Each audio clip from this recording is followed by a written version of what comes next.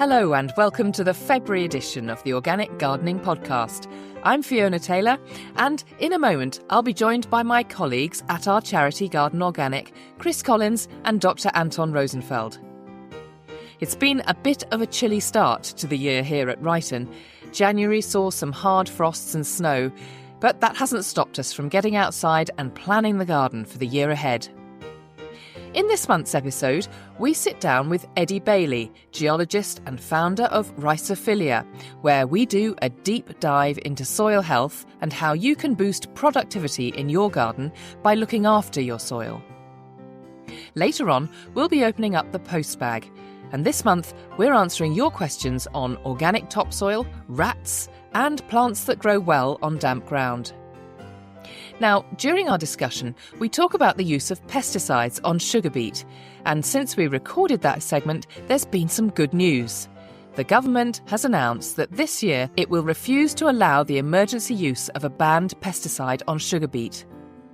Sugar beet producers have, in the past few years, managed to get an emergency authorisation to spray neonicotinoids on their crops. But this year, that has not been allowed, which is really good news for pollinators. So, on that note, I'm off to join Chris in the potting shed. Hello, Chris, how are you? I'm very good, Fiona. How are you? Yeah, really well, thank you. Did you have a good break? I did have a good break, very much so. Lots of relaxation, lots of looking out in the garden, lots of pipe dreams about, going to do it better and brighter this year, that sort of thing. Yeah, it's that time, isn't it? Yes. I struggle not to get excited as February goes on, Yes. because I just think that all that potential hasn't started yet, but you start to get that sort of, that chomping at the bit, I like to call it. Yeah, that's right. I mean, there's that kind of nice feeling in January. I bought myself last year, I treated myself to an absolutely beautiful calendar this year, which is all about seed sowing. And it's really good because it says, don't worry in January. You don't have to worry. But then it starts to kind of give you ideas for February and you get all excited. I really do. I really enjoyed that kind of feeling in January. You don't have to feel guilty and you can just look ahead. So, looking ahead now, the one real blessing in January was around my neck of the woods. We had loads of frost. I don't know about you. Yeah, believe it or not, London, which I very rarely see a frost. I think I saw two very light ones last winter, had a proper 4, 5, 6 days of really silver hard frost, which most importantly didn't thaw. It sat. So it means it penetrates the top of the soil. It isn't just a ground frost, and that does a lot of good. It gets in, breaks the soil up, declods it if you've got heavy soil. So I was really glad to see it, and I just love those wintry, frosty days. Oh, no, don't we all? Yeah. And when you have a day after a day after a day, and it just gets whiter and whiter and whiter. Yes, very beautiful, and I just like the silhouette of the trees. And yes, it's people obviously the cold isn't. Some people feel it more than others, but I find it a very beautiful season. I really loved particularly the blades of grass. Every individual blade of grass had an edge to it. Yes. Absolutely gorgeous. You've got to be a bit careful with grass though, haven't you? Yeah, you'll blacken it if you go walking on it. It's probably not the best idea to go walking on frosted grass. So what blackens it then? Well, just you kill the cells, you're crushing the cells, so the cells are obviously very frozen. So they're obviously more prone to damage. So I've seen many a time where you've had heavy frost in my younger years where people have walked across it and you literally get footprints in it where they've trodden it. Yeah. So okay. It's not saying the grass wouldn't recover; it doesn't kill it. Yeah, but it doesn't look too clever. No. I mean, I'm afraid I have to admit and say that I was still raking furiously just before those frosts came, actually. So raking the leaves, but the leaves had fallen on the grass, and so what that meant was it was sort of doing two jobs at once because I was actually aerating a bit as I was going. Yeah, scarifying with it, sort of dragging the rake over. And then it froze and the grass was sort of laid over in these lovely kind of swirls where I'd raked. It was really, really lovely because the benefits of frost are perhaps that it might check some of those slugs and snails that we just talked about endlessly last year. That's the big one because we had a terrible year last year for it. So hopefully that it will check the eggs, the overwintering eggs and stuff, that they produce. There's a lot of benefits to the winter. Temperate plants, roses and stuff like magnolias, they like a cold winter. It means it stimulates them. You get a better growth off them come the growing season. And that's really important. For our soils, it's important. If you've got heavy soils, the frost gets in and breaks them up. Yeah. So it's doing a job for you there as well. Yeah. And like you say, things like aphids that might overwinter on honeysuckles or whatever, they'll all be checked as well. So, I mean, it plays a pivotal role in our gardening season. So obviously we want to see more of it, really. And that just means I think our growing season might be a bit easier if it's been exposed to cold weather. It would be nice to think we still had a few more frosts ahead of us. We talk a lot about the fact that frosts are just not so common anymore. If you've got really heavy soil, if you've got clay, is it worth exposing certain areas of your veg patch, say, to a bit of frost? I know we like to keep the ground covered. I'm not suggesting, that you strip your whole veg patch bare, but would it help perhaps if you got one strip that was then more friable and easier to work with? Yeah, well, traditionally as a gardener, if I had heavy clay soil, I would expose that to the cold. So we'd fork it over. I know people know did now, I understand that. But you'd fork it over and you'd get the clods up and you'd expose that to the frost, and the frost would break down those clods. So it does a really good job on heavy soils. So if you can, I mean, if you don't want to dig it over, just let the frost to the surface of a heavy clay will do a good job as well. So maybe if you know, this is a tricky part because we don't really know what the weather's going to do. Yeah. So if you know there's a really good cold snap coming, then expose your soil to it and let it break up. If you've got it covered, take the cover off and let the frost get into the soil, because it does a very, very good job. But predicting when these things are going to happen has become harder and harder. Yeah, and then having the time at that moment in order to prepare your soil for the frost that's on its way.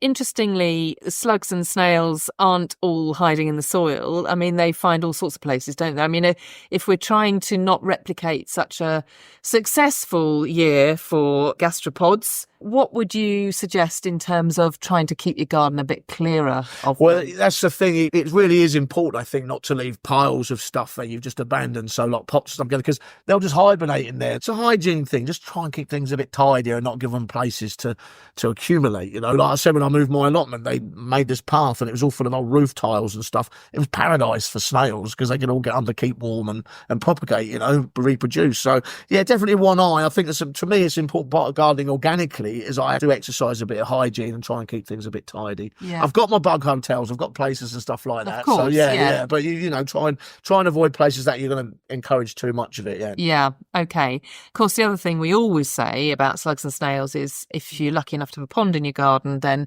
that encourages, the frogs and toads to feast on the slugs and snails for you, ideally. So here we are in February. What should we be doing with our ponds? Well, I'm just doing a bit of work on a job I've got, really, and that's it. I mean, it's looking very beautiful because it's all sort of strawy, and I'm going to do a little bit of cutting back. There's quite a lot of wildlife in this pond, so I want to get in there very sensitively, basically. I'll put my waders on, I'm going to go in, I'm going to cut back stuff, I'm going to maybe divide a bit of stuff. There's typhus in there and a bit of flag iris and stuff. But I'm going to tread carefully because I don't want to disturb too much wildlife in there. There's newts in there, I don't want to give them a problem. There's a lot of oxygenator in there, it's become quite thick, so I'll take quite a bit of that out. I'll leave it on the side of the pond probably for half a day and let anything that's alive in it crawl back into the pond, and then that stuff's great if I chop it up and put it in a composting. A little bit tidying up operation, if you like. It's interesting you say that, isn't it? Because I often forget about that and think, the pond's just looking after itself. But then, of course, you don't want to touch it later because it's all coming to life. Yes, yeah. So try and get in there now on a day, obviously when it's not too frosty or too cold, and give those plants a bit of a cut back, and then you're not disturbing the wildlife. Yes, that's my plan. Just a tidy up operation, really. But I'm going to do it now where things are sleeping and dormant, and so when it kicks off, especially if I've got newts and frogs and stuff in there, when they start to come out and be active, I'd rather that all the work was done, basically. Yeah, and I always want to leave my pond well alone and then watch things come to it. So I want the wildlife to think that it's an undisturbed place. Yeah. You want it? Yes, it's their place. Yeah, but exactly. I mean, the pond I'm working on, I want to make it more wildlife friendly. So we've got, we've got ideas to put in hoverfly hotels and all this sort of stuff. All these little ideas we use. Because it's at the moment, it's like around the edge of it's all overgrown with bramble. So I'll cut it back, then I'll start to work on the side, and I'll introduce maybe a hedgehog house, or I'll try and then encourage more wildlife. So it just needs a little bit of work this year because it's got overgrown. So I want to make it more productive when it comes to wildlife, basically. Yeah. Okay. There are other jobs that actually it's really good to be cracking on with in February. And one of them, I think, is probably pruning, isn't it? Of certain things, not everything, obviously, but I just What are those early pruners? Yeah, this is quite a busy time for me, really, because things like orchards, apples, I'll do this time of year, pears, I'll do this time of year. So I'm spurring all of those. So when I say spurring, I look at the growth, and if you get these short, stumpy branches, if you like, about 2 or 3 sort of buds long, they're going to be my fruiting spurs, basically. But you'll also see on your fruit trees and your pear trees, these longer shoots, more whippy shoots, and that's what they're going to produce foliage. It's not going to produce, so I reduce them for next year's spurs. So it's quite a methodical, slow job. Put your long johns on, because it's not exactly a warm job either. But so I'll go through that. So that's quite an important time for fruit pruning. Things like climbing roses, even hybrid teas, I'll then start to spur prune all that back, and then I'll cut stuff quite hard. Shrubs like spireas and stuff that flowers on the first 6 months of the year, I'll cut those back as well. So it is quite a busy time. It is, but you're never going to regret it, are you? Getting them, especially with roses, the big regret is leaving it too late. Well, they like vigour, so they respond to pruning. Yeah. That's why we hit them so hard, because that's same with a lot of shrubs, a lot of deciduous shrubs. They like to be pruned back. If not, they get leggy, they get full of dead wood. The air doesn't pass through them quite as much. Probably in their native environment, they're probably chewed on by something that does that job for you, like deer. Yeah. So you kind of got to cut back and don't be shy, to go in quite hard is my advice. Yeah. Okay.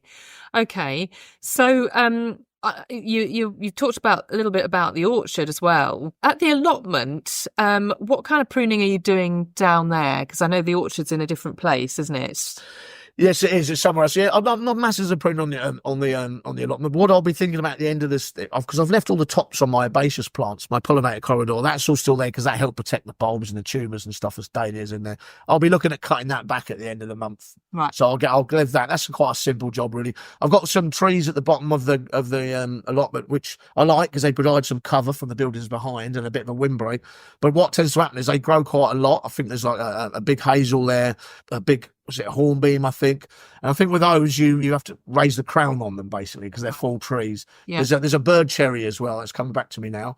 And I tend to remove the lower branches so I can let the light into the allotment. So that's quite a nice job to do. Pruning up from the bottom, which is quite achievable, actually. You haven't got to go faff around with we do a little bit. I call it crown lifting, basically. Yes. So you're taking those lower branches off. A little tip for you as well is when you take a branch off, have a look at the base of the branch, because there'll be this ripple. I call it like a rhinoceros's neck. This sort of ripple. That's your cambium ridge. Okay, so prune to the outside of the cambium ridge, and then the plant automatically seals itself off against disease. It's called compartmentalisation. That's why. So when you're looking at a tree and you want to take a branch out, look at that wrinkle. You see it on cherries. They've got that really big wrinkle where the crotch, where the stem meets the branch meets the stem. Cut to the outside of that wrinkle, and that means the tree will seal itself. Seal it off. Yeah. Gosh, that's brilliant. What a fantastic tip. Gosh, it does help to talk to an expert. I have to say, I pick up all sorts whenever we have these chats. Whilst we're still at the allotment, I know you have a couch grass problem. We've talked about it many times. And I think you mentioned to me that you've had some Mypex down for a long time. It's a bit controversial, Mypex, isn't it? But, yes, it can be, because it's got plastics in it. However, you're trying to deal with a perennial problem of couch grass. And I think you said you've had some Mypex down for 4 years. Do you think there will ever be a day when you lift that Mypex off and the couch grass will be gone? It was couch and horsetails. I've double bubble. And they're both really, really hard weeds to eradicate once they're established. But I've had one piece down for about 4 years. I have another bit of land which is quite interesting, which I was working quite well, but gradually over the same period, the horsetail's re-establishing, because you only need a little piece of it, all crooks, for it to come back. So I'm going to flip that piece of Mypex over to the other part, and then see what happens with this ground. 4 years it's been covered, but I am suspicious. I think probably, especially a horsetail, will sit dormant decades, maybe. So I've been just curious, because I want to do is, last time I didn't photograph it or anything, because it's quite a good thing to show people when you go and do talks. I do a talk on allotment, I do a lot of that. I do talks on allotments. I can then photographically record of how these plants behave, and I think that's maybe for a good idea to record it, basically. Very interesting. I went last year on a foraging course for my birthday, which was really good fun. Yeah, absolutely brilliant. I learned all sorts of things.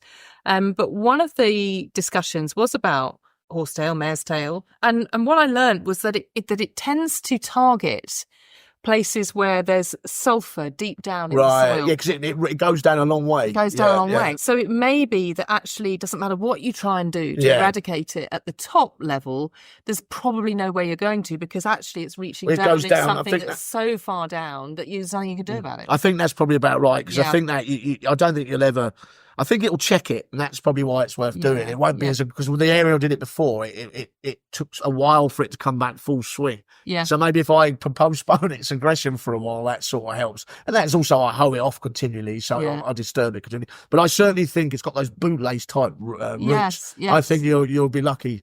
I mean, I've said it before. I admire it because it's an incredible plant. It is an incredible plant. It is an incredible plant. I have to fight it. I'm in a war with it. You know what I mean? If I want to grow food, I've got to battle it. And I presume if you do yank some up, you're not going to be sticking it on the compost heap. But what are you going to be doing with your compost in February? Well, I'll give my compost a turn. I'll do it very delicately. I'll do it with my arms because the slow worms will probably be in there. They're usually in there. So, and if I see them, that brings me great delight. But yeah, I'll just give it a turn. If it's very dry, which it has been a little bit in London the last few weeks, I'll maybe get some moisture into it. And I'll be thinking about how I want to use it as well, because it's always that time. And I love it when you start to turn it and you see it's ready for action. It's really something you can use. Yeah, absolutely. I've got quite a lot this year as well. I filled nearly 2 bays, so there's quite a lot of stuff there. So. Yeah. Well, of course, you're using your compost, but what about leaf mould? I mean, it's a good time of year to mix up some sowing compost. If I've got some ready, I've got like a sort of chicken wire bay of leaves full. I've been turning them occasionally, and I've also kept moisture on them. So if I've got some stuff down the bottom of that's ready, then I'll get myself a bag of silver sand and I'll do some seed sowing. Yeah, absolutely. Well, look, what are the main jobs really that you want to make sure you've done by the end of this month? Certainly I'll be digging. I love this job. I know most people wouldn't, but I love digging out my propagators, and I love getting in the kitchen with them and giving them all a good wash. And I love that sort of that preparation, renewal. sort of training before a football match sort of feeling, It's really that. Yeah, so I love that job. I've got a big sort of container full of pots and stuff down the allotment. They'll all get washed. That'll be a cold job, so I'll have to use a bucket and some and it won't be. There's no heated water. But I'll go through everything methodically. My shed, I always talk about that every year. That'll get a really good clean. Probably give that a lick of paint actually. And then it's just about looking at the seed catalogues and thinking about what I'm going to do. It's that I've made any massive plans yet. I want that to come. I'm looking forward to that this month. Yeah, me too. Yeah. I mean, it is that time of year where you start to think there's anything. Well, as the days get longer, the days start to draw out. You just get, and you might then suddenly get optimism. Yeah, then you might get one day when it's clear skied and you feel a little tiny bit of sun on your face, and you think, "Oh, right, okay." Yeah, absolutely. So you're going to get your containers washed. You might have mixed up a little bit of seed compost. If you haven't mixed up seed compost, what would you use? What would you? Yeah, well, certainly I'll get when I get all my propagators washed out and stuff. I'll order myself a bag of Silver Grow seed compost. 50 litre. That'll do me more than I need for the season. And I have very great success with that. I certainly do. So that'll be part of the preparations. I'll start getting my potatoes in and start chitting them as well. That'll happen. So there's quite a lot. Suddenly you find yourself, you do all your pruning in February, get that done, and you get towards the end of the month, you think, well, it's like this new phase coming in, basically. So you start to get excited about that. Yeah. I had great success with my potatoes last year, so I'm looking forward to that this year and getting those lined up and getting my seed potatoes ready. And in fact, around the country, various people do potato days, don't they? And you can find local groups. Only in the UK would you have a potato. Oh no, it's marvellous. It's absolutely brilliant. But in terms of the seeds that you actually sow this month, I know you're you like me are a bit of a slow starter. I don't want to get this all going too early. It's just too much to keep alive, frankly. For too long. But what are you going to be sowing this month? Well, my first wave, I mean, you can sow a bit earlier. If you've got a heated glass house and maybe some lights and stuff, then you can start now if you want. But I'm just not that much of a rush. I want the season to change, but this end of this month will be chilies, tomatoes, peppers, aubergine, those sort of Mediterranean hot crops. They like a long season to be productive, so they'll all go in the propagators at the end of this month, basically. Okay. And I'll be looking at my Heritage Seed Library list, of course. Good. I'll be getting online. I'll be having a little chat with Katrina. I've always like tapping her shoulder for a few seed. Yes. And I'll get online and have a look at the catalogue, and then that's part of the process of what the second wave will be as well, what I start to sow later in the year. Yeah, so that's our Heritage Seed Library here, and Katrina is our head of the Heritage Seed Library. And for anyone listening who's never perhaps heard of the Heritage Seed Library before, each year there's a seed catalogue, and it contains well over 100 seeds. These are heritage varieties. You can't get them in the shops. These are varieties that have been handed down through the generations, and we here, Garden Organic at Ryton, we conserve them, and then we can then bulk up enough of them to make sure that if you're a member of the Heritage Seed Library, you can order 6 packets of seed each year, and we send them out to you. And Chris, you'll be pleased to know I have some inside knowledge. There's a couple of tomato varieties that are still available. The seed list is open till the end of February, so you've got to get your skates on. But Crystal's Plum and Fox Cherry are two varieties. I've grown Fox Cherry before. It's very delicious, yeah. Delicious. I have to say, the heritage varieties in taste. I mean, taste, brilliant. Just for that alone, it's this worth becoming a member, because it just steps up to another level when you eat these for taste. They're just incredible. Yeah, absolutely. No doubt about it. Are you sowing any flowers at this time, or is it still too early? I mean, we'll be thinking about it. I like my summer bedding. I like my colour for the balcony. I grow all of it from seed, so I'm not buying it, in modules and whatever. You're doing it properly. Yeah, I'd grow it from seed. So lobelias, probably one, or maybe a petunia at the end of this month. I like those nice early sowings. This year I want to concentrate on growing stuff maybe that's a bit more tolerant of dry periods. So I'm looking at pelargoniums, South African sort of bedding plants by origin, stuff that I don't have to worry. It's just going to flag if I'm not there 3 days. Yes. So environmentally, I think there'll be less expense on that as well. So I'm going to play around a bit this year, I think, and have a look at some different stuff. You've got things like gazinias and they're starting to come on the market as bedding plants. Yes, that's true. You can buy this seed, which are much more tolerant of conditions and are not so fussy. Yeah. It does amaze me, how quick they are, from seed. It really they're up. They want to go. They want to flower straight away. It's, I love, certainly in a balcony area. I like to see that colour. I really do. I love the idea of going for drier bedding, because again, as you say, one of the things that's so depressing is you go away for a couple of days and it all just shrivels up. But actually, well, they do take the sort of the softer plants need a lot of water. Certainly when they're establishing, that's for sure. Yeah. Okay. Well, there's plenty to be doing. February, it really is beginning to kick us all into action, isn't it? Definitely. I'm really looking forward to comparing notes with you next month. Well, we're having a bean competition, aren't we? Is that? Well, we are, but that's not for another couple I know. Yeah, that's further down the line. That's right.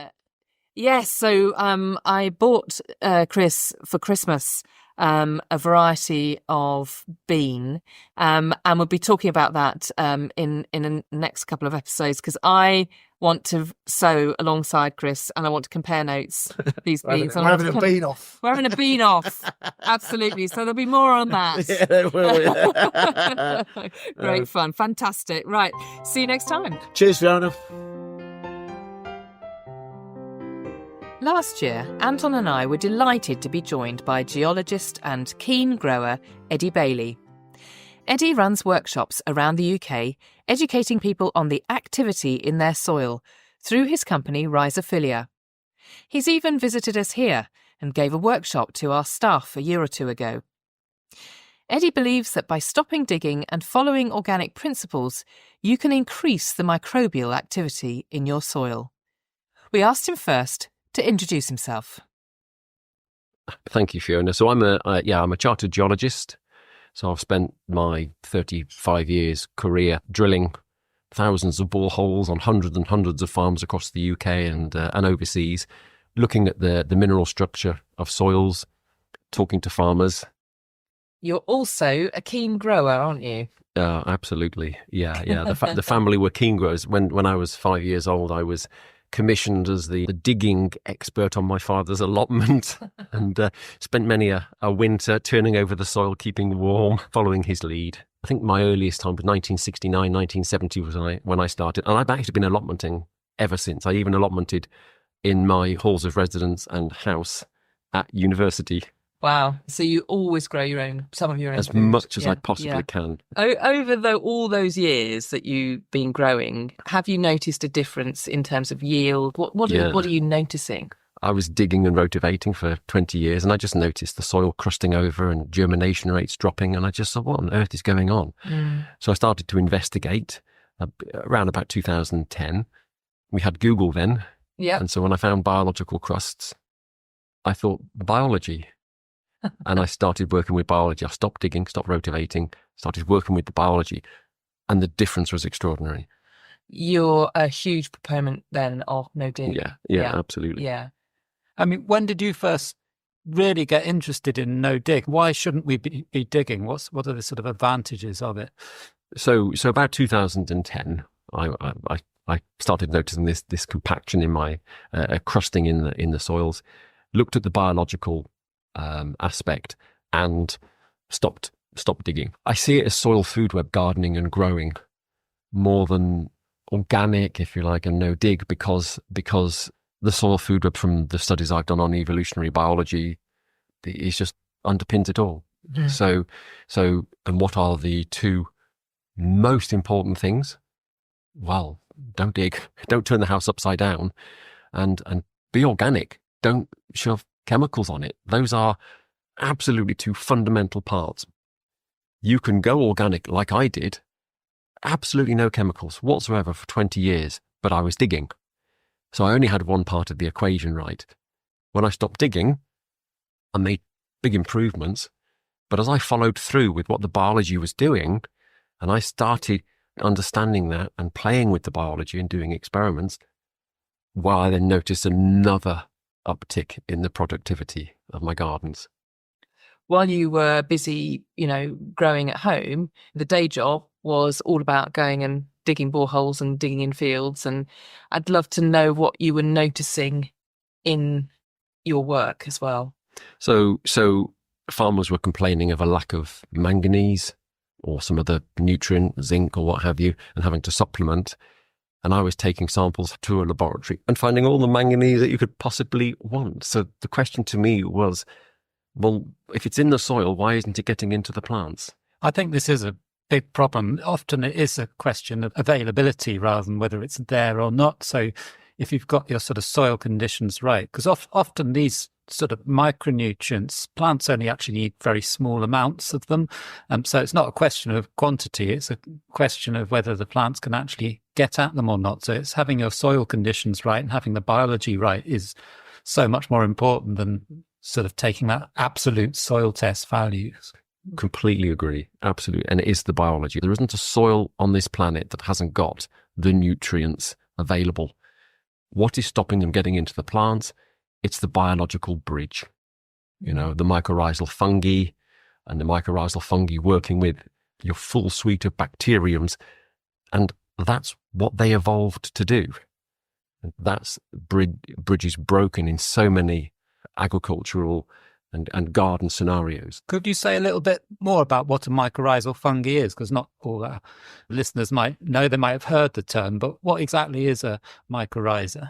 So the mycorrhizal fungi, it's the most ancient lineage. They evolved 1.5 billion years ago, and their job is to procure nutrients. They are the miners of the soil.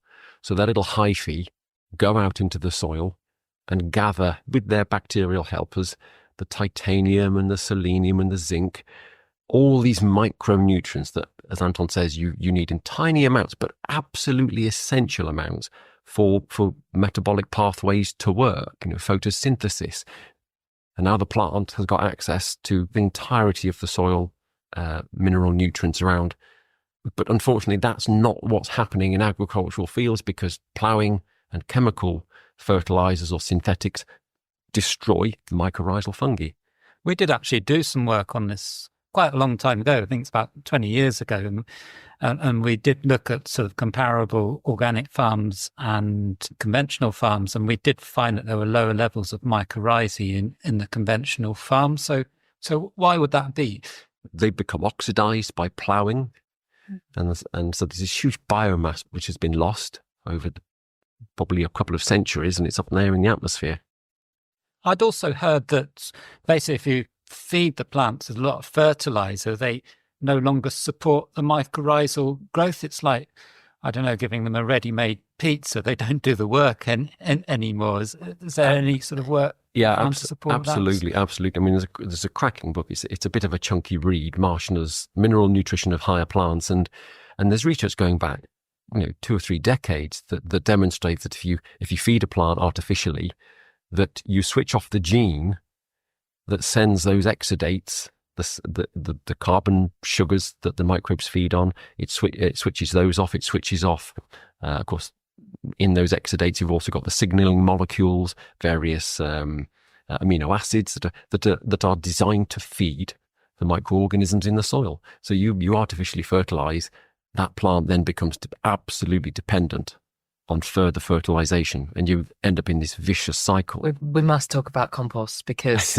that's obviously in our DNA Absolutely. here. We spend a lot of time talking about it, and we teach people how to compost effectively, and we know the difference it makes. But what interests me about composting is that it's a human activity, but actually what you're talking about is a biological activity that's going on under the soil. So if we're overlaying a human activity to kickstart a biological activity with 2 separate piles of soil, if you like, you've got your compost being put on the top of soil, is there a danger that we are not making the right connections, that we're relying on nature to actually then make those connections? I'm curious about that, because in a way we're interfering. So compost is about 40% of the answer in terms of the nutrients that the microbes that have evolved to grow plants, in my view, from an evolutionary biology point of view, something I did at university, and I'm passionate about as a geologist.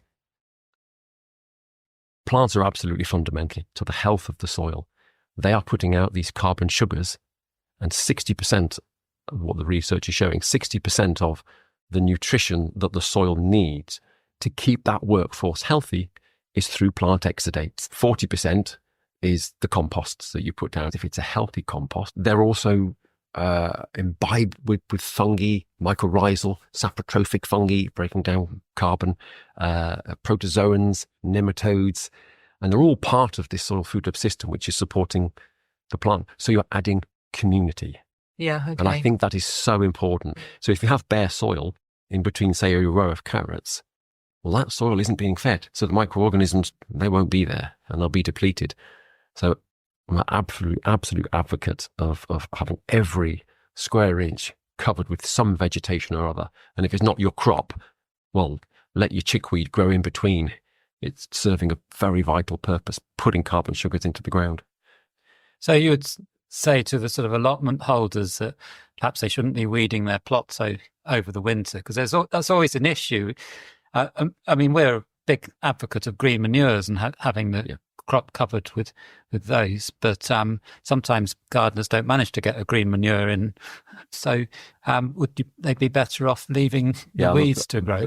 Big advocate of green manures. Yeah, absolutely. And for that same reason, it's actually quite convenient. If you haven't got too much time, just at the end of a cropping cycle, just throw some mustard down or some Phacelia or something down. Yeah, no, big advocate. Whatever you grow. And then in between my Phacelia, by the way, at the moment, are growing chickweeds. Beautiful. I harvest those for pecoras, lots of calcium in them. So they're a crop, but they're doing a job. If you see a weed popping up in any part of your garden, that's nature telling you, okay, you haven't done what you should be doing. I'll take over. A seed will germinate and it'll start putting sugars and amino acids into the ground to feed the microbial population. We're recording this interview on a really frosty morning, and we often give the advice at this time of year that it's important to have your soil covered, absolutely, but perhaps don't waste high-value compost that you've created in your own compost heap on your garden at this time of the year, and save that up for when it gets a bit warmer again. What's your view on the work that goes on under the soil in the winter? So it continues. It's slower, obviously because of temperature, but it's still going on. Yeah, and these microorganisms, they don't hibernate as such. Some under really stressful conditions like drought will go into little cysts and they'll effectively hibernate. But throughout the winter, that soil's probably a couple of inches down, it's probably still 4 or 5 degrees. There's respiration going on. There's reproduction going on. So they do need to sort of come into winter with a belly full, as I like to see it, so I try and feed them up, throughout September and October, so that they've got sufficient carbon in a form which they can easily use. So I'll use kind of soluble carbon feeds made out of my compost. But yeah, I don't put down huge layers of mulch on the winter. It's unnecessary. I say that it won't rot down. It'll rot up into the atmosphere. So from a practical point of view, if I'm just a gardener, what should I be doing over the winter to sort of make sure I support that life in my soil and that it's ready there in the spring, ready to go next season? I think the cover crops are absolutely vital. I think that they are so important. The roots are in that zone that is still functioning, still feeding.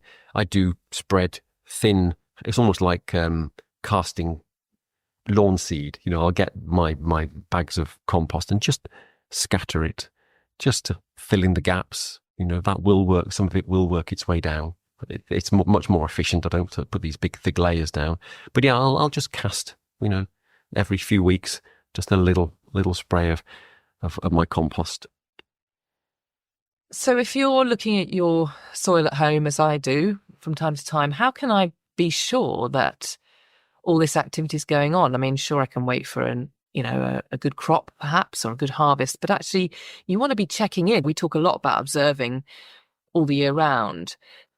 What are the indicators that tell me that actually my soil's doing okay? Water this time of year. If water's pooling on the surface or isn't draining particularly well, then it might be compacted. If you've got algae on the surface, moss growing on the surface, that might be an indicator that the drainage isn't quite as good as it could be, and microbes don't breathe and function quite as well. All the ones we want to help grow our plants don't function quite as well in soggy, wet soils. I read it in a book somewhere that the mycorrhizae were responsible for allowing plants to gather enough nutrients and to grow to the extent that they could actually pull enough CO2 out of the atmosphere and basically create the atmosphere that we've now got for other creatures to live. If it wasn't for mycorrhizae, none of us would be here at all today. We wouldn't have this atmosphere. Yeah, there was only so much nutrients that the algae that could survive desiccation could pull from the water, from the ponds that they were in. That just had to come through simple diffusion and absorption. But when you've got mycorrhizae, which can actually get into the cell itself, a direct route into where the machinery of the plant is, then it can just shuttle it in, and the plant has got the nutrients to grow big. They didn't get it quite right to begin with.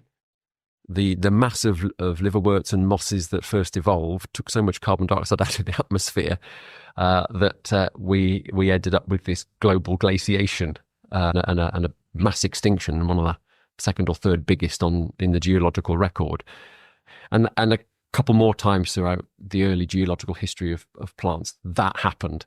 Until about 300 million years ago, there was obviously a conversation signaling, kicking off between the algae and the fungi, saying, we can't keep having this boom and bust. What's going wrong? We need to cycle some of this carbon back into the atmosphere.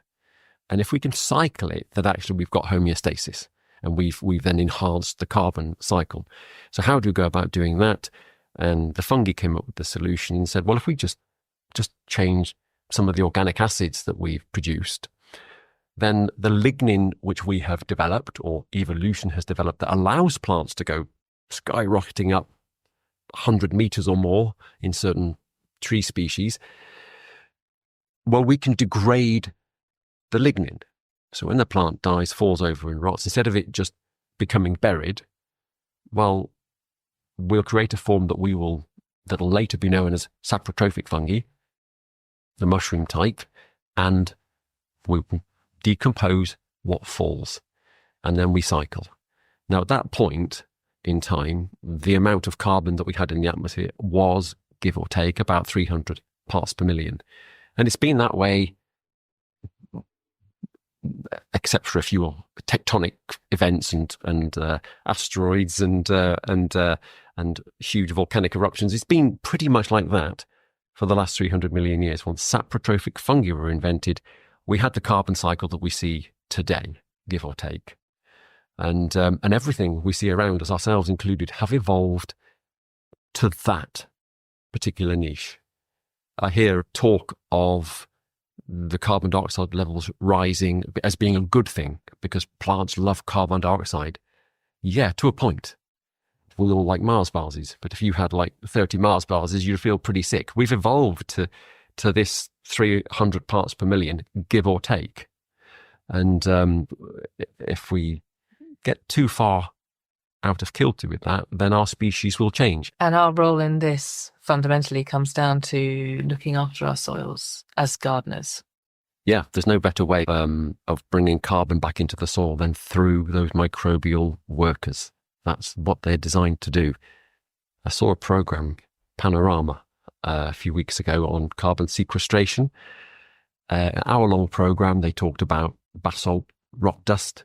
That's sort of big in the news at the moment as a way of sequestering carbon. They talked of biochar, other ways of putting carbon into the soil in a form that just will not get degraded.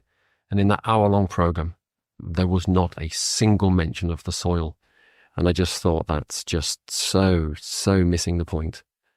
So apparently I'd heard that in the UK, the amount of carbon that we've got stored in our soil accounts for about 80 years worth of our sort of CO2 emissions. So yeah, we've got a lot stored there. But yeah, we can't carry on behaving the way we can, I think, is part of the message we've got. Yeah, absolutely. There's more carbon in the atmosphere from the depletion of the organic matter, the bodies of these microorganisms that was in the soil 200, 300 years ago, than there is from fossil fuels.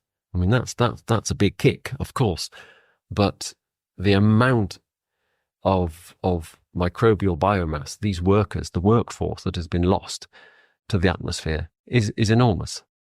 Yeah, that to me, we need to be looking at our soils and sequestering carbon. It's there, ready to suck up the carbon out of the atmosphere all over the planet. And it can be started tomorrow. In my garden, the effect I had when I stopped digging was instantaneous. The following season, germination rates just dramatically improved, and got better and better within 3 years. It was a completely different landscape. I've obviously evolved it since, how I grow and how I intercrop and how I allow weeds to grow in amongst things like cosmos and other pretty flowers, just because that's diversity. Yeah, no, absolutely. The soil is absolutely critical to our health on this planet. So time now for the postbag, and I'm here with Chris Collins and Dr. Anton Rosenfeld. Hello, both of you. Hi, Fiona. Hi. So we've got our first question here from Peter. I'm considering installing raised beds to grow organic veg, and I want some advice about sourcing topsoil for these. The contractor is suggesting British sugar topsoil, but would that qualify as organic? And if not, can you recommend a sustainable source of topsoil? Gosh, lots in this question. First of all, Anton, what is British Sugar topsoil? So British Sugar is the major company that produces sugar in this country, and that all comes from sugar beet. And when they process the sugar beet, they're like great big sort of mangles, basically. There's a lot of soil that adheres to the sugar beets as they're dug up, and that gets brushed off, but they're left with a great big pile of soil after they processed it. And so basically that would just get thrown out, so they sell it as topsoil. Okay, but there's no suggestion that it's organic. No, there certainly isn't. Majority of that won't be from organic certified land. Isn't there a concern with neonicotinoids with sugar beet? So, yeah, there well might be, because although neonicotinoids have been banned in this country, they are still granted derogations to use them in exceptional circumstances, but basically the farmers growing sugar beet have managed to get these derogations every year since the ban. So one of the things about neonicotinoids is that even if it's a really small amount, it can have a really big impact on insect populations. So that would possibly be a worry, I think. So lots of reasons not to use it, I think. How then do you get hold of organic topsoil? So officially, there's no such thing as organic topsoil. A certified organic system is meant to be grown in the soil that's there, so importing soil isn't an option.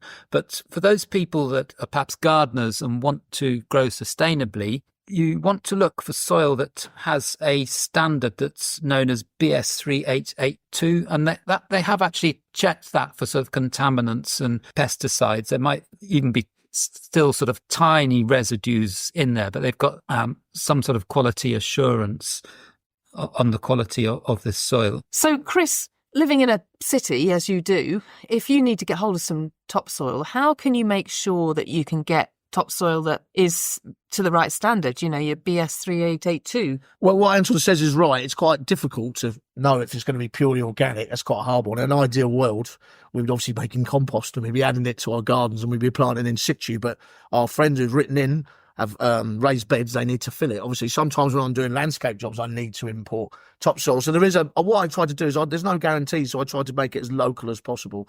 So there's a place only a couple of miles up the road from me that does it on quite a big scale. And I think most of that topsoil tends to come from where there's building contracts going on and the topsoil's been excavated before footings go in for houses and stuff. So you're hoping it's going to be quite good quality if it's coming from there. So I tend to buy it from there. That reduces petrol miles. It's me keeping it local. So you're trying to do the least environmental impact, really. And that's pretty much how I go about it. I have to say, Fiona, it's the biggest pile of topsoil I've ever seen. I get tempted to do roly-polies down it when I see it. It really is quite a sight. But I think I'm close as I can be to being environmental with that topsoil. So you just do a little bit of research, I think. Yeah. Okay. I mean, I've bought it in myself from the likes of building merchants, gets delivered in great big yellow bags. It does have the standard. So it is possible to get it and to get it delivered. Yeah, this stuff comes in ton bags, basically, and it's got the BS on it. Yeah. Brilliant. Right. Moving on. Ruth has written to us. She says, do you have any suggestions of plants that like wet ground?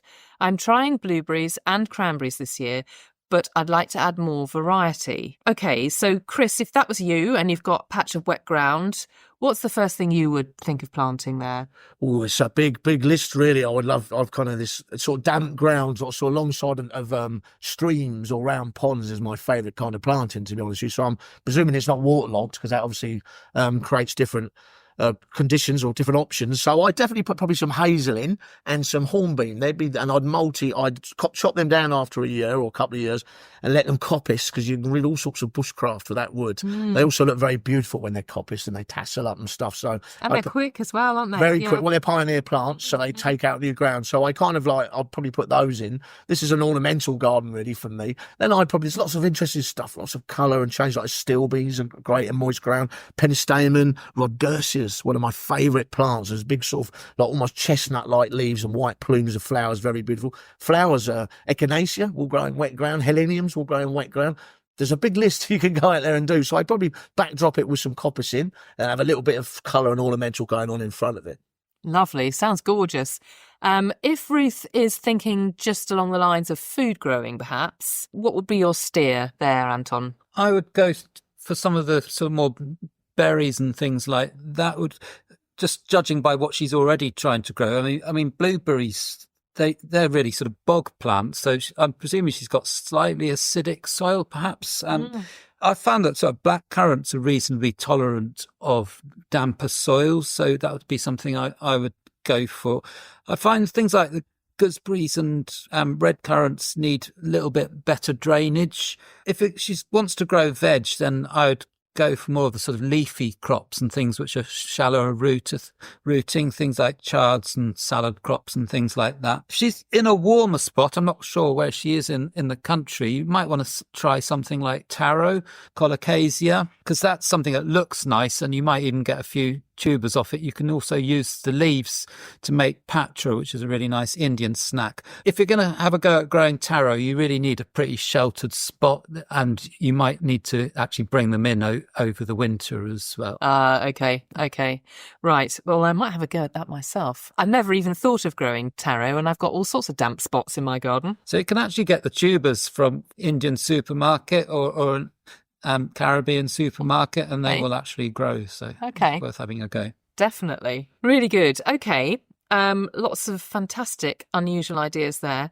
Now, Kathy has written in with a question that a lot of people wrote in with last year. So let's unpack this one. Last year, we found we had rats in our compost heap, so we avoided growing roots in the bed where we used the compost, and instead we grew summer squash and tomatoes. Would you say that after all the microbial activity in the soil over the autumn and winter of last year, we should be now okay to grow onions and carrots in that same bed this year? Okay, so very, very timely question, and I think probably a pertinent question.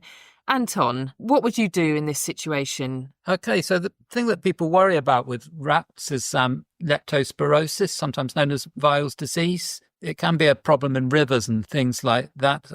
People who swim have got open cuts and things might be more risk. The risk in your compost is going to be pretty small, partly because by the time you've taken the compost and then spread it on the soil, the amounts are actually really very, very, very small. And I mean, if you're going to be on the safe side, I would say if you're planting into something and it was fresh compost, I would avoid root crops that were going to be eaten raw, something like raw carrots and things like that. But they've already left it a whole growing season. I think the risk is really very, very small. I'd go as far as to say yes, it'd be fine. I guess one other question about rats is if they've found a nice hospitable compost bin and they've bred successfully, is there danger that they come back to the same spot? Do we know that about rats? So rats, as far as I know, they don't tend to always come back to the same spot, but they like to just go to somewhere which is conducive for rats to bring up their young. So, I mean, a compost bin is ideal. It's got a source of food and a nice source of warmth. So you're providing that for them. Then if they've come once, then they might chances come back. Are they'll be back. Yeah. I mean, that's right. I mean, they're opportunists, aren't they? They are. They'll take advantage. And I think that basic compost rule as well is just avoid meats and dairy products and fish. Don't put those on your compost heap because that's definitely going to attract them. So keep that compost turned as well will reduce the chances. So, hopefully you won't end up with a problem. Yeah. Okay. All right. Good luck, Kathy. Right. Well, thanks ever so much for all your wisdom. As usual, Chris and Anton, see you next time. That's all we've got time for this month. Thanks so much to Eddie Bailey for joining us. As we're starting a new year, now is the perfect time to become a member of Garden Organic. Our resources will enable you to create a wildlife-friendly, productive garden whilst supporting our vital campaigning work. Become a member by visiting gardenorganic.org.uk/join. If you enjoy the Organic Gardening Podcast, do subscribe or follow us via your podcast provider and also share it with someone you know. All that's left for me to do now is to thank Kevin MacLeod for the music. That's it, until next time.